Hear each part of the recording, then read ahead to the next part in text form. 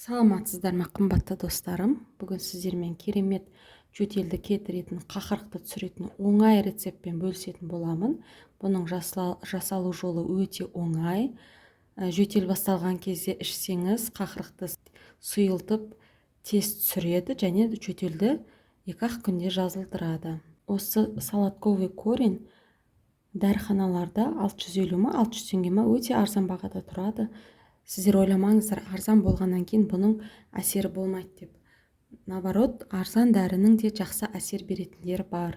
Өйткені қымбат дәрілер рекламаның ақысын осы дәрінің бағасына қосады. Яғни рекламаға миллиондап төлеген ақшасын дәрінің бағасына қосады. Сол үшін қымбат болады бағасы.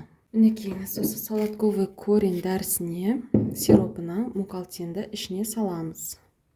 Мынаны бірінші ашамыз жақсылап. Мінекейіңіз, осының ішіне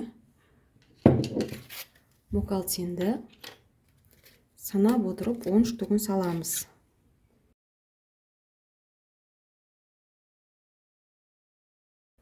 Кәдімгідей ішінде әсер реакция болып жатыр быжылдап. Сіздерге естілмей көрінбей жатқан шығар, іші темный свет болғаннан кейін қақпағын жауып, жақсылап сілкейсіздер, араластырып 1-2 сағатқа қойып қоясыздар, ішіндегі мукалтині ерігенше. Сөйтіп балаларға бір қасықтан үлкен қасықпен бере берсеңіз болады.